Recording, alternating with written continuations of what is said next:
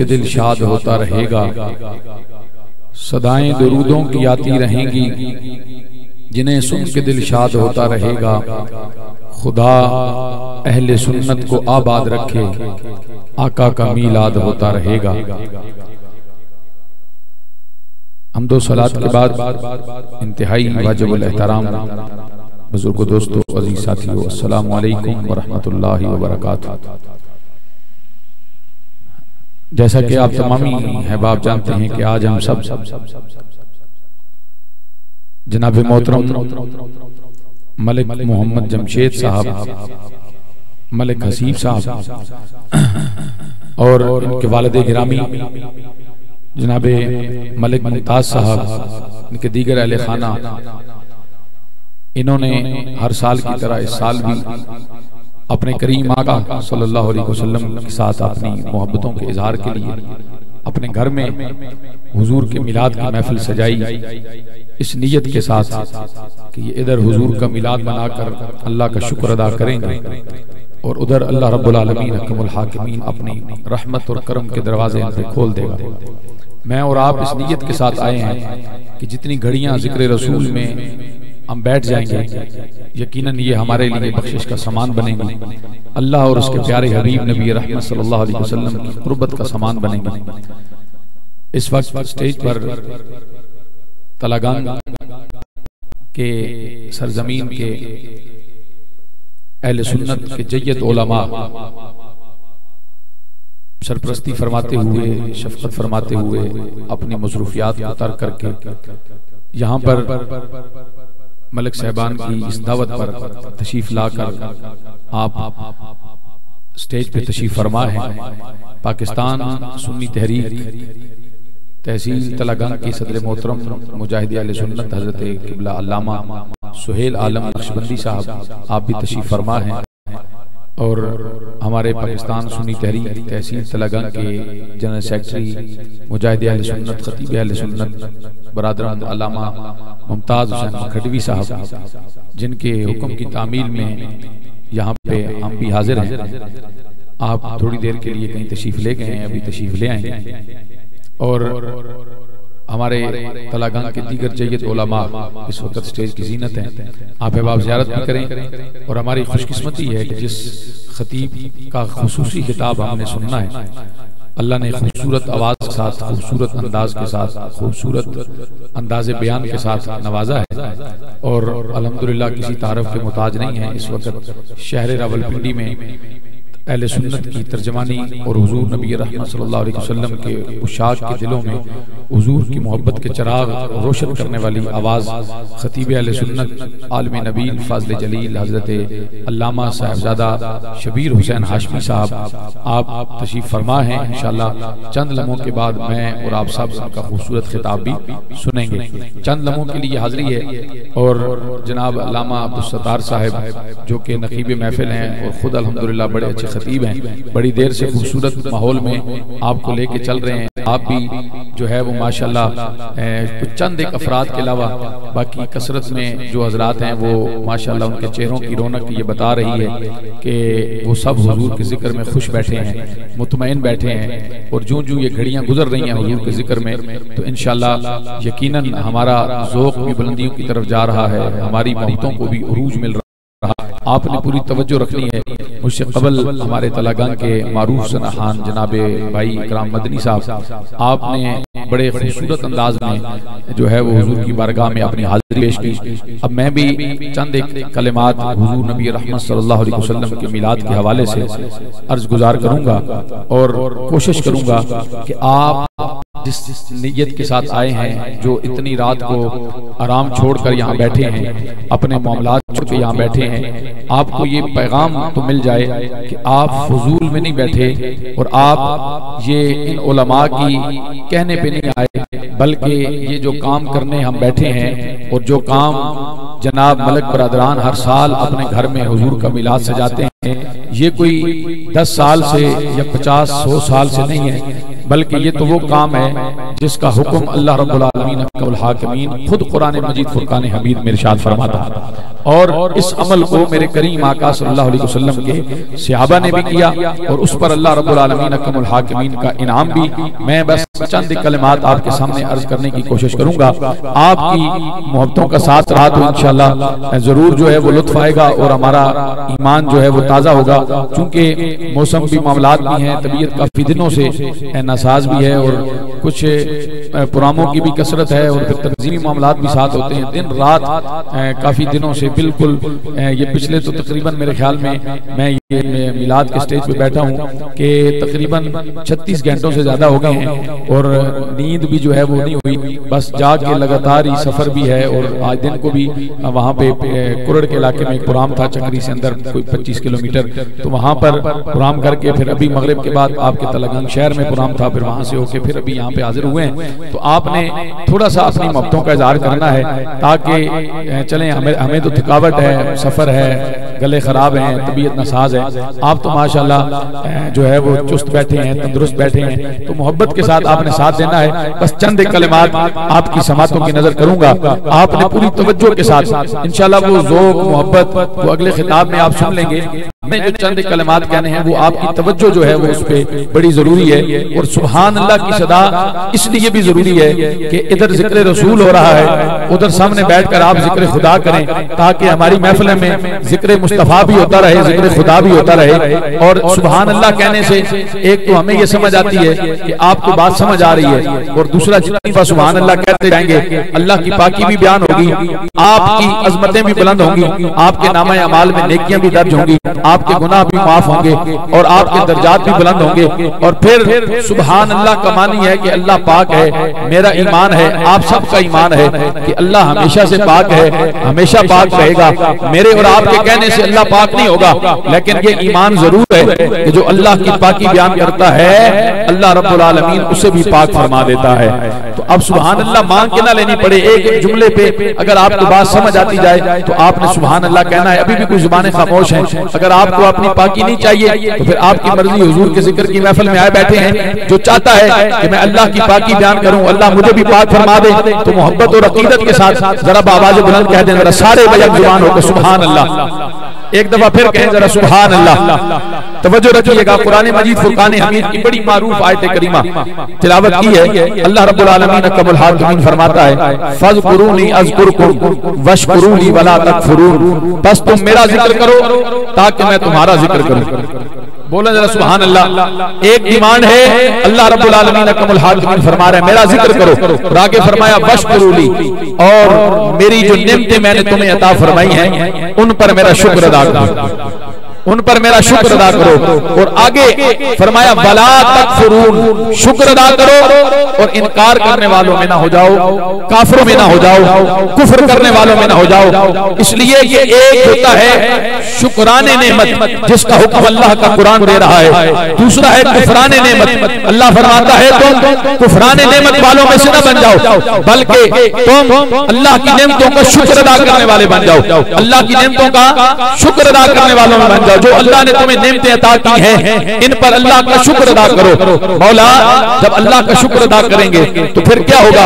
अल्लाह का कुरान कहता है, वैसे तो अल्लाह की नेमतें बेहिसाब हैं, अल्लाह का कुरान कहता है वइन तउद्दू नेमतल्लाहि ला तुहसूहा, कि अल्लाह की इतनी नेमतें हैं कि अगर हम उन्हें शुमार करना चाहें तो शुमार नहीं कर सकते। हज़रत शेख सादी फरमाते हैं इंसान का जो एक सांस, जो इंसान एक सांस लेता है, इस एक सांस के अंदर भी अल्लाह ने दो नेमतें रखी हैं। ये सांस अंदर जाता है ये भी नेमत है, ये सांस बाहर आता है ये भी अल्लाह की नेमत है। लेकिन इतनी नेमतें, फरमाया इन सारी नेमतों पर अल्लाह का शुक्र अदा करो। मौला सारी नेमतों पर तेरा शुक्र कैसे अदा करें, कैसे अदा करें? इसका तरीका भी अल्लाह ने कुरान मजीद फुरकान हमीद में इरशाद फरमाया।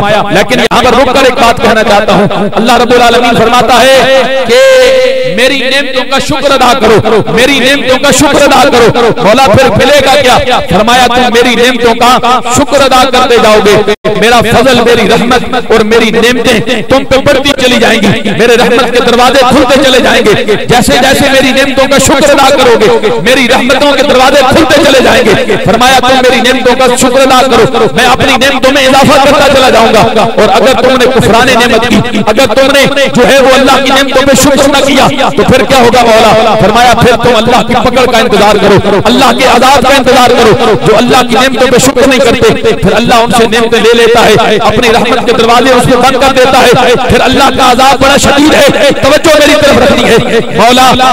अब ये तो पता चल गया फज़कुरूनी अज़कुरकुम वशकुरूली वला तकफुरून, कि तेरा जिक्र भी करना है, तेरी नेमतों का शुक्र भी अदा करना है। मौला ये तो बता तेरी नेमतों का शुक्र हम कैसे अदा करें, तेरी नेमतों का शुक्र कैसे अदा करें? तवज्जो मेरी तरफ रखनी है मौला। तेरी नेमतों का शुक्र कैसे अदा करें? कुरान मजीद फुरकान हमीद में उलमा स्टेज की जीनत है। पूरा कुरान पढ़ें, अलिफ अलहम्द के अलिफ से लेकर वन्नास की सीन तक जब कुरान का मुताला करें तो हमें 5 मकामात ऐसे मिलते हैं जिस पर अल्लाह रब्बुल आलमीन ने नेमतों के शुक्र अदा करने के 5 तरीके इरशाद फरमाए। बोले सुभान अल्लाह। बस मैं वो 5 तरीके जो अल्लाह के कुरान ने इरशाद फरमाए हैं वो आपके सामने रखूंगा, और उसके बाद एक हदीस जो हम यहाँ पर बैठे हैं मिलाद मनाने, इस पर आज करके हुजूर के मिलाद की 2 बातें कह के बस ये 20 मिनट के अंदर अंदर इंशाल्लाह अपनी गुफ्तगू खत्म है। और उसके बाद अगला इंशाल्लाह हाशमी साहब का खिताब है, आपने तवज्जो रखनी है। फरमाया फज़कुरूनी अज़कुरकुम वशकुरूली वला तकफुरून, मेरा जिक्र करो ताकि मैं तुम्हारा जिक्र करूं, मेरी नेमतों पे शुक्र अदा करो और कुफ्र करने वालों में ना हो जाओ, इनकार करने वालों में ना हो जाओ, मेरी नेमतों का इनकार करने वालों में से ना हो जाओ। तवज्जो रखिएगा।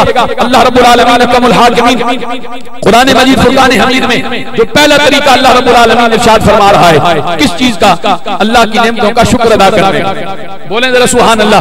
अल्लाह की नेमतों का शुक्र अदा करने का अल्लाह रब्बुल आलमीन अहकमुल हाकिमीन का कुरान कहता है वज़कुरू निअमतल्लाहि अलैकुम इज़ कुंतुम आदान फअल्लफ़ बैन क़ुलूबिकुम फअस्बहतुम बिनिअमतिही इख़वाना। बोलो यार अल्लाह का कुरान है, बोलो सारे सुभान अल्लाह। अल्लाह रब्बुल आलमीन अहकमुल हाकिमीन मौला कैसे तेरी नेमतों का शुक्र अदा करें? अल्लाह ने इस आयत में जो तरीका इरशाद फरमाया, और पता है इसी आयत में जिस नेमत का अल्लाह ने जिक्र करके तरीका इरशाद फरमाया, बात जब समझ आ गई तो ईमान पैदा हो जाएगा। अल्लाह रब्बुल आलमीन फरमाता है याद करो अल्लाह की नेमतों को जो अल्लाह ने तुम पे की है। मौला कौन सी नेमत? फरमाया उस नेमत को याद करो, नेमत को याद करो, जिक्र करो उस नेमत का, याद करो उस नेमत को। कैसे याद करें? अब यहाँ पर वाहिद किसी से याद करने का हुक्म नहीं दिया, फज़कुरू फरमाया सारे मिलकर अल्लाह की नेमत का शुक्र अदा करो। मौला कौन सी नेमत का? अब तवज्जो रखना जिसको बात समझ आ रही है, ईमान ताज़ा होगा, दिल में ठंड पड़ जाएगी हुजूर के गुलामों, हुजूर का मिलाद मनाने वालों। मौला कौन सी नेमत का शुक्र अदा करें? फरमाया उस नेमत का शुक्र अदा करो जब वो नेमत मैंने तुम्हें नहीं दी थी तो तुम्हारी हालत ये थी, तुम एक दूसरे के दुश्मन थे, तुम एक दूसरे के दुश्मन थे, तुम्हारे दिलों में कदूरतें थी, तुम्हारे दिलों में नफरतें थी, और तुम एक जान दूसरी जान की मुखालिफ थी, तुम जो है वो अपने मुसलमान भाइयों के खून के प्यासे थे, खून की नदियां बहाने वाले थे। उस नेमत का शुक्र अदा करो जो नेमत मैंने तुम्हें अता की, जिसमें आकर तुम्हारे दिलों से कदूरतें निकाल कर, तुम्हारे दिलों से नफरतें निकाल कर, तुम्हारे दिलों से ये बगावत निकाल कर, जिस मोहम्मद ने मोहब्बत का बीज बोकर आपस में तुम्हें भाई भाई बना दिया, जिस मोहम्मद ने तुम्हें भाइयों का रिश्ता अता फरमा दिया। फरमाया इस मोहम्मद की नेमत मिलने पर तुम मेरा जिक्र करो, मेरा शुक्र अदा करो। ये मोहम्मद जब मैंने तुम्हें दिया है इस पर तुम मेरा शुक्र अदा करो। और शुक्र अदा करने का तरीका क्या है? कि अल्लाह का जिक्र करके, अल्लाह का जिक्र करके, इस नेमत को याद करके। कौन सी नेमत को याद करके? अब ये कहते हैं मिलाद कहाँ पे है? मैंने कहा यहाँ पे है मिलाद। का कुरान खुद कह रहा है जो नेमत मैंने अपने हबीब की सूरत में तुम्हें दी है, इस नेमत को बार बार याद करो। बोलो बोलो सारे, इस नेमत को बार बार याद करो। हर घर मिलाद मनाओ, गलियों को सजाओ, मस्जिदों को सजाओ, सुबह भी, दिन भी, शाम भी, रात भी, हर वक्त मेरी इस नेमत का शुक्र अदा करो। कैसे मौला? फरमाया मेरी इस नेमत को याद करो, कभी मेरे हबीब की अजमतों को याद करो, कभी मेरे हबीब के कमालात का जिक्र करो, कभी मेरे हबीब हबीब के मिलाद का जिक्र करो, कभी मेरे हबीब के मेराज का जिक्र करो, कभी मेरे हबीब की शानों का जिक्र करो, कभी मेरे हबीब के कमालात का जिक्र करो। बस जितना तुम कमालात का जिक्र करते जाओगे, मेरे हबीब को मैंने जो रहमत बनाकर भेजा है ना, इस नेमत में इजाफा भी करता चला जाऊंगा और तुम्हें अपने हबीब की रहमत का फैज भी ज्यादा अता फरमाता चला जाऊंगा। क्या बात है, सुभान अल्लाह। अल्लाह आपके ज़ौक़ को सलामत रखे, बोले जरा सुभान अल्लाह। अल्लाहु अकबर या रसूल अल्लाह।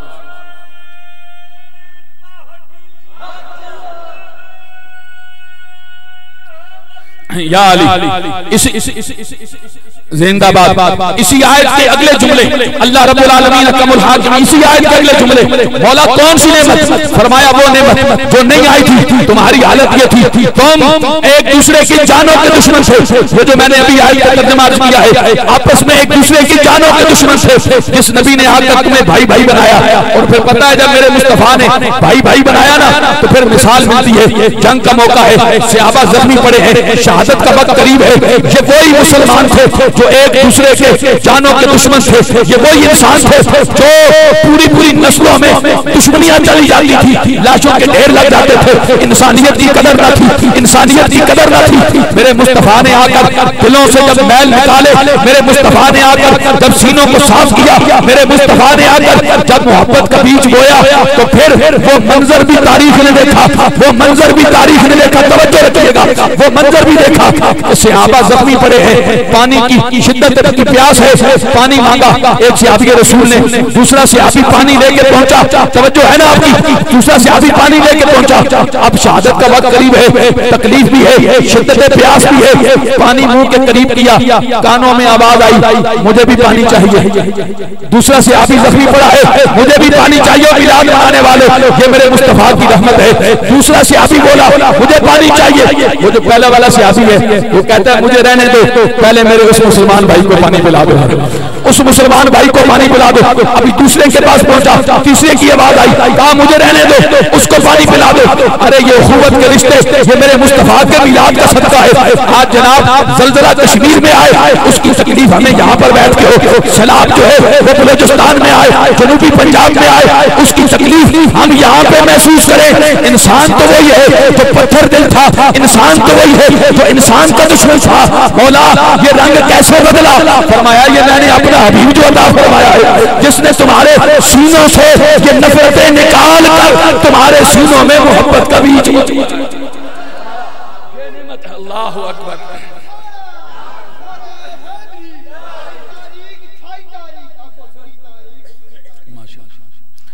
अब तवज्जो रखिएगा, इस आयत के जो अगले जुमले मैं अर्ज कर रहा हूँ, कमाल के जुमले हैं। अगर आपको बात समझ आई उलमा तो माशाल्लाह, इनको तो मैं सबक सुना रहा हूँ, ये तो मेरे सरों के ताज है।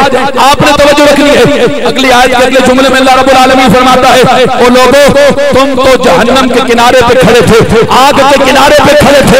ये नेमत जो मैंने तुम्हें अता की है, अपने हबीब की सूरत में मेरे हबीब ने किनारे से पकड़ कर आग के किनारे से तुम्हें उठाकर तुम्हें जन्नतों का मालिक बना दिया है, तुम्हें जन्नतों का मालिक बना दिया है।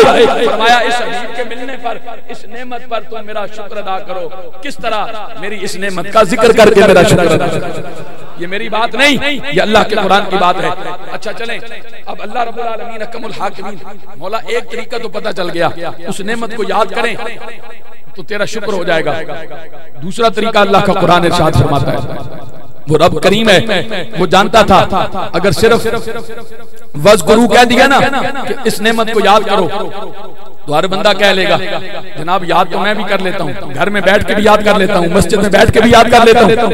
ये महफिल सजाना, ये जनाब एहतमाम करना, ये तकारीर करना, ये हुजूर की नातें पढ़ना, ये कहाँ पे साबित है?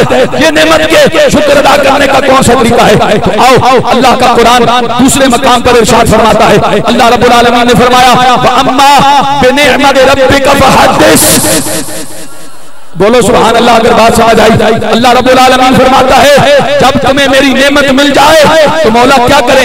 एक तरीका तो पता चल गया, उस नेमत का जिक्र करें, तेरा शुक्र अदा हो जाएगा। फरमाया अब दूसरा तरीका ये है, जब तुम्हें मेरी नेमत मिल जाए तो फिर खूब खूब उसके चर्चे किया करो, खूब खूब उसके चर्चे किया करो, खूब खूब चर्चे किया करो, लोगों को बताया करो। लोगों किस तरह, जिस तरह आज सुन्नी बताते हैं, इस तरह नहीं घरों में कुंडियां लगा के बैठ जाओ और कहो ये नेमत का चर्चा है। खुदा की कसम ये नेमत का चर्चा है जो आज मलिक बिरादरान ने अपने घर में मिलाद सजाकर, बैनर लगाकर, आपको बुलाकर, उलमा को बुलाकर बताया। क्या बताया? सबको बुलाकर बताया, मोमिनो खुशियां मनाओ, कमली वाला आ गया है।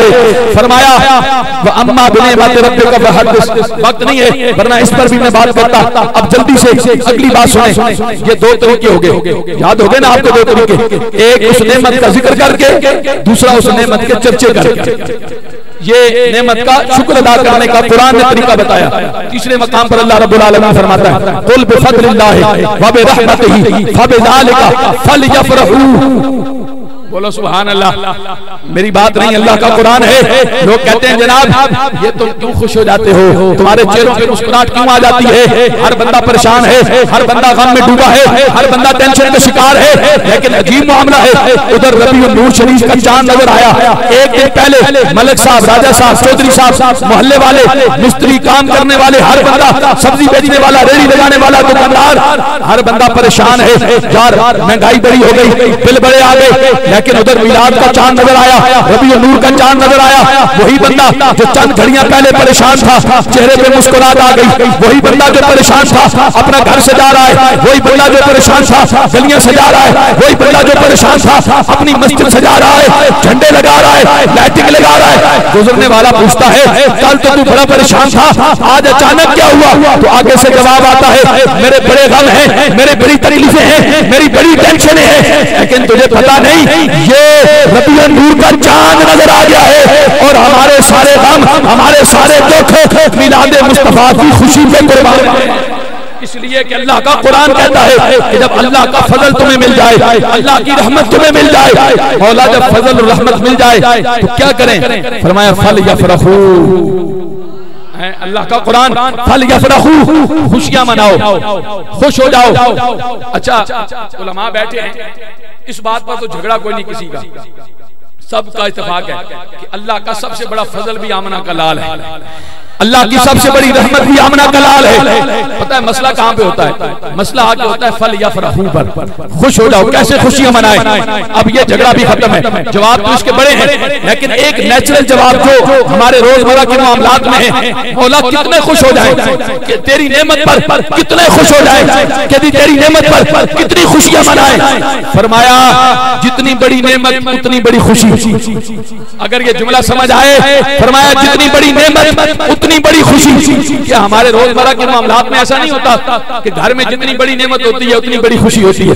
बेटे की शादी हो तो घर सजाया जाता है, लाइटिंग की जाती है, तरह तरह के खाने पकाए जाते हैं, मेहमानों को बुलाया जाता है। कोई पूछे जनाब नेमतें तो पहले भी बड़ी आई हैं, ये आज इतनी खुशी क्यों है? फरमाया पहली वाली नेमतें छोटी थी, ये नेमत बड़ी है। आज बेटे की शादी हो रही है, आज बेटे की शादी हो रही है, इसलिए बड़ी खुशी हो रही है। जितनी बड़ी खुशी, जितनी बड़ी नेमत उतनी बड़ी खुशी।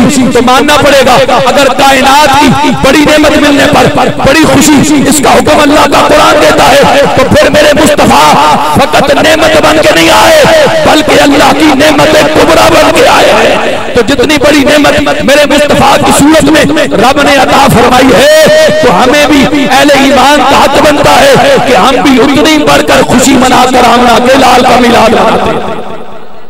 अच्छा ये जो कहते हैं ना जश्न ईद मिलादुन नबी, इस जश्न के लफ्ज़ में भी मसला होता है और ये जश्न इसी फल यफरहू से है। अल्लाह रब्बुल आलमीन ने फरमाया खुश हो जाओ। मौला कितने खुश हो? फरमाया जब खुशी नीचे होती है, नीचे दर्जे पे होती है तो वो सिर्फ खुशी होती है। जब खुशी बढ़ती है फिर खुशी बढ़ती है, फिर खुशी बढ़ती है, फिर एक मकाम आता है कि हदों को पार कर जाती है। जब खुशी हदों को पार करती है ना, इंतहा की खुशी होती है, फिर वो सिर्फ खुशी नहीं रहती, वो खुशी जो है वो जश्न में तब्दील हो जाती है, वो खुशी जश्न में तब्दील हो जाती है। वक्त नहीं है, आगे बढ़िए।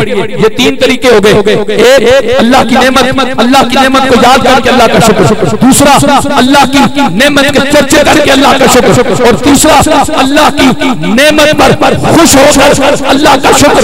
और चौथा मकाम कुरान का वो है जब हज़रत ईसा अलैहिस्सलाम ने रब की बारगाह में अर्ज़ की, मौला अगर तुम हमारे लिए आसमान से पका पकाया खाना नाज़िल फरमा, आसमान से खाना नाज़िल फरमा, तो हम क्या करेंगे?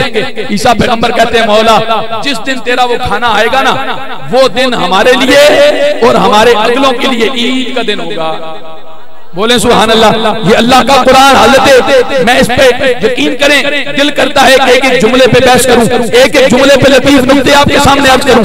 अच्छा, लोग कहते हैं ये तो ईसा अलैहिस्सलाम का था मामला, अब ये हमारे लिए तो हुक्म नहीं है। हुक्म तो वहां पे भी नहीं था जनाब, लेकिन उन्होंने ईद मनाकर अल्लाह की रज़ा को पा लिया। अगर ये मामला अल्लाह की रज़ा के मुताबिक ना होता तो ये तो सैकड़ों साल पहले ईद मना दी गई, सैकड़ों साल पहले दस्तरखान आया। तो फिर जब अल्लाह ने कुरान अपने हबीब के कल्ब पे नाज़िल किया तो फिर इस वाक़े को कोड क्यों किया? रब ने उम्मत मुस्तफा को पैगाम दिया कि अगर ईसा अलैहिस्सलाम की कौम ने अल्लाह की नेमत मिलने पर ईद मनाकर खुशी करके अल्लाह का शुक्र अदा किया और अल्लाह ने उन पर अपने फजल के दरवाजे खोल दिए। ऐ मेरे हबीब की उम्मतियों, ये मेरे हबीब की नेमत जो है उस खाने की नेमत से बड़ी है। मेरे हबीब की नेमत कायनात की हर नेमत से बड़ी है। जिस तरह हुक्म तो उन्हें भी नहीं था, लेकिन उन्होंने मेरी नेमत मिलने पर ईद मनाकर मेरी रज़ा को पा लिया। तुम भी मेरे हबीब की नेमत मिलने पर ईद मनाकर मेरी रज़ा को हासिल कर सकते हो। अल्लाह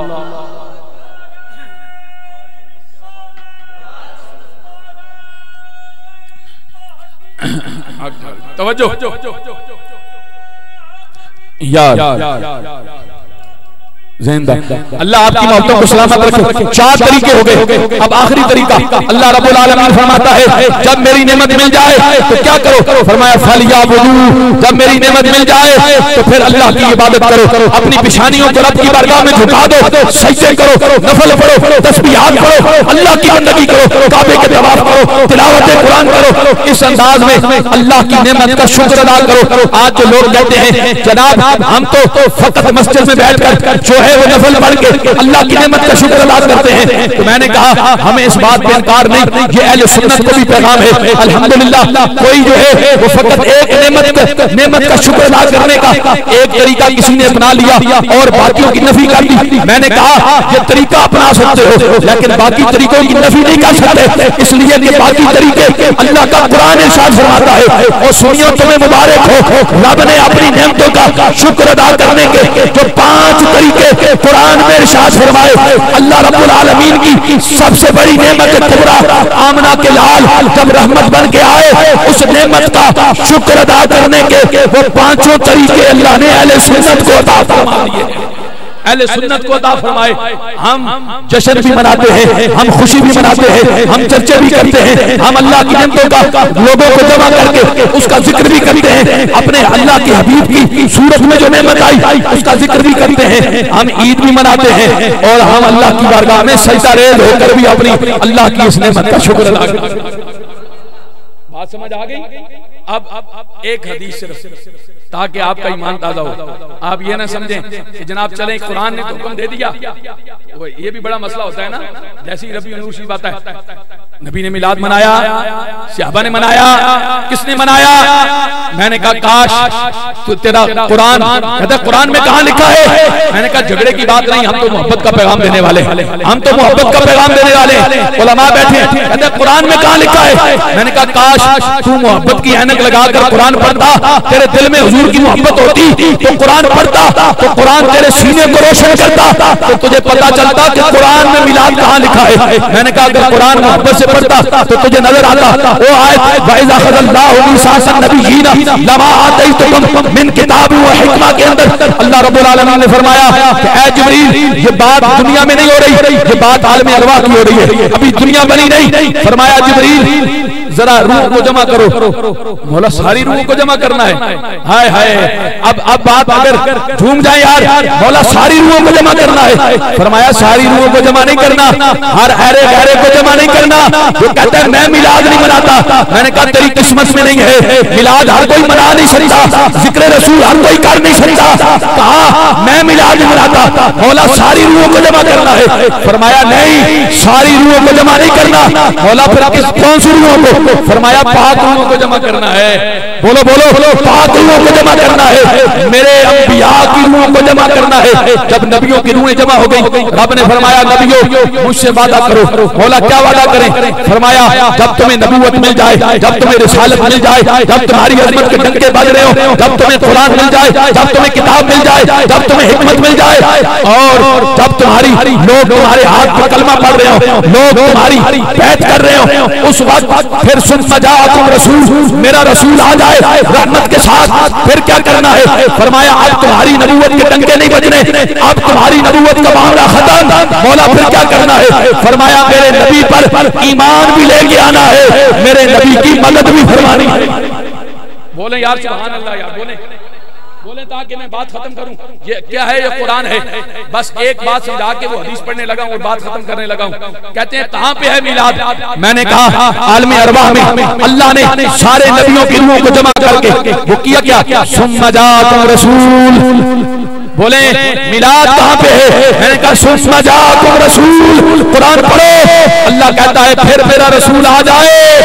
हम क्या करते हैं? हम भी तो कहते हैं ना कि अल्लाह का महबूब रहमत बन के आया। हम भी यही नारे लगाते हैं आमद मुस्तफा मरहबा मरहबा।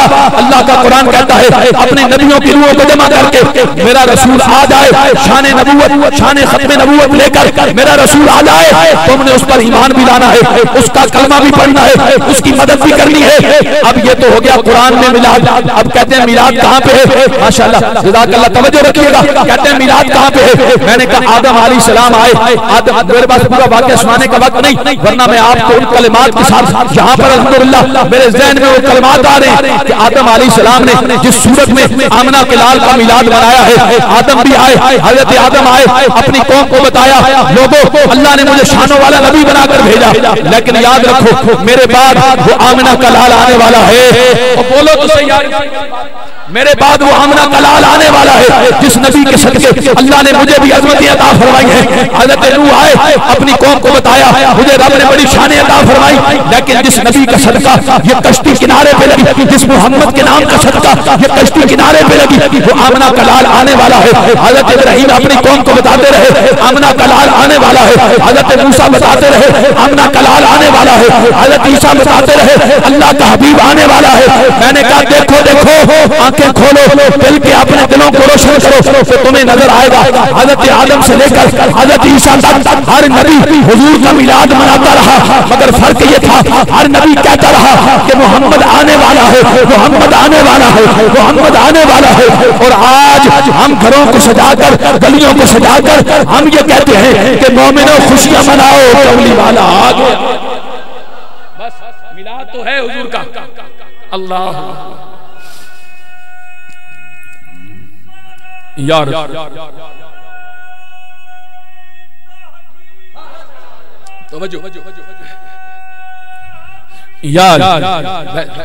माशाअल्लाह, अल्लाह आपके ज़ौक़ को सलामत रखे, जिंदाबाद। तवज्जो, आखिरी एक हदीस, और हदीस भी किसी आम किताब की नहीं, उलमा बैठे हैं, मुस्लिम शरीफ की हदीस है। तवज्जो रखिएगा मेरे करीम आका। मैं इस हदीस के एक एक जुमले पे भी बहस कर सकता हूँ, लेकिन मैंने फकत आपको हदीस सुनानी है और हदीस का तर्जुमा सुनाकर मैं अपनी बात खत्म करने लगा हूँ। मेरे करीम आका के सहाबा मस्जिद नबी के सहन में बैठे हैं।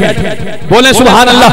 मस्जिद नबी के सहन में बैठे हैं, और ये कोई आम लोग नहीं है, ये कोई आम जो है वो आम बंदे नहीं है मेरे और आपकी तरह के। ये वो सहाबा हैं जिनको अल्लाह ने फरमाया रज़ी अल्लाहु अन्हुम व रदू अन्हु, जिनकी शान मकाम और मर्तबा ये है कि कायनात के सारे दोस्त कुतुब अब्दाल वली तमाम इबादत करने वाले, सजदे करने वाले, रब की बंदगी करने करने वाले सबकी इबादतों को मिला दिया जाए तो फिर भी किसी एक सहाबी के 2 लम्हे की नींद के बराबर भी नहीं पहुंच सकती। वो सहाबा जिनका एक एक लम्हा बड़ा कीमती था, जिन्होंने मैदान जिहाद में भी जाना था, जिन्होंने जिहाद भी करना था, जिन्होंने इस्लाम का परचम भी लहराना था, जिन्होंने अपनी नेकियों के अंबार भी लगाने थे, जिन्होंने जो है वो रोजा रखकर मैदान जिहाद में भी जाना होता, जिन्होंने तिलावत कुरान भी करनी होती, जिन्होंने काबे के तवाफ भी करने होते, वो सहाबा जिनकी जिंदगी का एक एक लम्हा भी कभी गफलत में नहीं गुजरता। अरे वो सहाबा इतना टाइम था कि सहाबा मस्जिद नबी के सेन में बैठ गए और पता है कर क्या रहे हैं, मस्जिद नबी के सेन में बैठ के महफिल सजा के, जिस तरह मैं और आप बैठे हैं, सहाबा महफिल सजा के बैठ गए। मेरे करीम आका अपने हुजरे से बाहर तशरीफ लाए। अब जुमलों पे तवज्जो कीजिएगा, हुजूर बाहर तशरीफ लाए, फरमाया मेरे सहाबा क्या कर रहे हो? बोलो सुभान अल्लाह। मेरे सहाबा क्या कर रहे हो? या रसूल अल्लाह, अल्लाह रब्बुल आलमीन अकमल हाकिमीन ने जो आपकी सूरत में, हम तो पत्थर दिल थे, हम तो जो है वो गुमराहियों में डूबे हुए थे, हम तो अंधेरों में थे। या रसूल अल्लाह, अल्लाह ने जो आपकी सूरत में हम पर इनाम फरमाया है, जो आपकी सूरत में अल्लाह ने फजल फरमाया है, जो एहसान अजीम फरमाया है, हम अल्लाह का शुक्र अदा करने बैठे हैं। हम आपका मिलाद पढ़कर अल्लाह का शुक्र अदा कर रहे हैं कि मौला तेरा शुक्र है, तूने अपना हबीब हमें अता फरमाया, जिसने हमें अंधेरों से निकाल कर रोशनी अता फरमा दी। अब अगले जुमले सुनिए, मेरे मुस्तफा करीम ने यह नहीं फरमाया सहाबा अगर शुक्र अदा करना है तो नफल जाके पढ़ो, शुक्र अदा करना है तो काबे का तवाफ करो, शुक्र अदा करना है तो तिलावत कुरान करो। वाह मेरे मुस्तफा। अगले जुमले मेरे हुजूर ने फरमाया सहाबा क्या तुम कसम खाते हो? हाय हाय। फरमाया सहाबा क्या तुम कसम खाते हो कि वाकई मेरा मिलाद पढ़ने बैठे हो? सहाबा ने कहा या रसूल अल्लाह हाँ, हम कसम खाते हैं कि हम आपकी आमद का जिक्र करके अल्लाह का शुक्र अदा करने बैठे हैं। मेरे मुस्तफा करीम ने फरमाया मेरे सहाबा मुझे तुम्हारी बात पे शक नहीं था। अब जुमले सुनिए यार, कमाल हो गया। मेरे करीम आका ने फरमाया मुझे तुम्हारी बात पे शक नहीं, मुझे तुम्हारी बात पे शक नहीं, तुम्हारा किरदार भी आला, तुम्हारी गुफ्तार भी आला, तुम्हारी बात भी आला, लेकिन मामला इतना अजीम हुआ है। या रसूलुल्लाह क्या हुआ? फरमाया मैं तो अंदर हुजरे में बैठा था, जिब्रील अमीन मेरे पास आए, रब का सलाम लेकर आए। जिब्रील ने कहा या रसूलुल्लाह जरा बाहर तशरीफ ले जाइए, मस्जिद नबी के सेन में बैठकर आपके सहाबा जो अमल कर रहे हैं वो अमल इतना मकबूल है। इधर सहाबा मस्जिद नबी में बैठकर आपका मिलाद पढ़ रहे हैं, उधर रब ताला अर्श पर फरिश्तों को जमा करके आपके इन गुलामों पे फख्र फरमा रहा है, फख्र फरमा रहा है। और पता है वो फख्र के अल्फाज के साथ है, हदीस के अल्फाज हैं। रब फरमा रहा है कि ऐ मेरे फरिश्तों देखो मेरे नबी के गुलामों को। हाय हाय, आज हम भी बैठे हैं ना अल्लाह का शुक्र अदा करने, हुजूर का जिक्र करने। फरिश्तों देखो मेरे नबी के गुलामों को कि इनको कुरान मिला मेरे नबी के सदक़े मिला, इनको नमाज मिली मेरे नबी के सदक़े मिली, इनको काबे के तवाफ की लज़्ज़त मिली मेरे नबी के सदक़े मिली, इनको इज्जतें मिली मेरे नबी के सदक़े मिली, बाप को बाप का रुतबा मिला मेरे नबी के सदक़े, बेटी को बेटी की इज्जत मिली मेरे नबी के सदक़े, बहन को बहन का रुतबा मिला मेरे नबी के सदक़े, माँ को माँ का रुतबा मिला मेरे नबी के सदक़े, उस्ताद को उस्ताद का मकाम मिला मेरे नबी के सदक़े। फरमाया ये सारी इज्जतें लेकर, ये सारी अज़मतें लेकर, ये सारी रिफ़तें लेकर ये सहाबा, ये मेरे नबी के गुलाम मेरे नबी की नेमत को भूले नहीं, बल्कि उस नेमत का शुक्र अदा करने के लिए मस्जिद नबी के सेन में,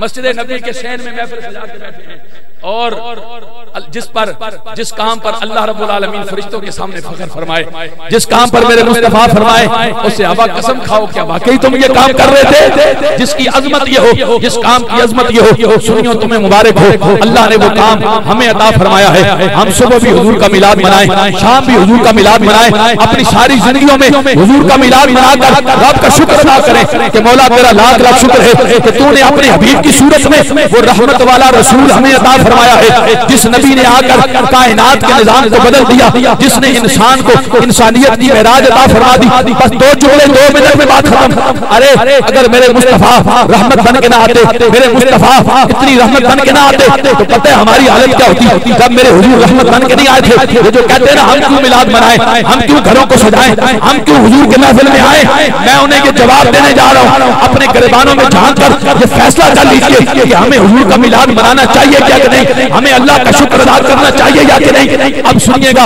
जब हुजूर रहमत बन के नहीं आए थे, हालत ये थी कि अगर कोई एक गुनाह करता वो गुनाह उसकी पेशानी पे लिख दिया जाता, अगर कोई दूसरा गुनाह करता उसकी चौखट पे लिख दिया जाता, अगर गुनाह पे तसलसल करता कभी आसमान से पत्थर बरसते, कभी जमीन फट जाती, कभी इंसान को बंदर बना दिया जाता। मुझे बताएं, अगर आज हुजूर रहमत न बन के आते और हम अगर हमारे गुनाह भी हमारे चेहरों पे लिख दिए जाते, हमारे चेहरे भी बिगाड़ दिए जाते, क्या हम किसी को मुंह दिखाने के काबिल रहते? वहां पर तो एक गुनाह होता, पेशानी पे लिख दिया जाता। तो जनाब मेरे समेत हम सब अपने गिरबानों में झांक कर ये फैसला करें कि हमारे आईने के सामने जाके खड़े हो जाए और अपने चेहरे को आईने के सामने जाके अपने चेहरे की तरफ देखें। हमारा एक गुनाह तो नहीं है, हमारे दो गुनाह तो नहीं है, हमारे 10 गुनाह तो नहीं है, हमारे तो कदम कदम पर गुनाह है, हमारे तो कदम कदम पर गुनाह है, हमारी तो जिंदगियां गुनाहों से भरी पड़ी है। लेकिन क्या वजह है, इतने गुनाह करने के बाद भी हमारी इज्जत सलामत, इतने गुनाह करने के बाद भी हमारी शान सलामत, इतने गुनाह करने के बाद भी लोग हमें मलक साहब कह के पुकारे,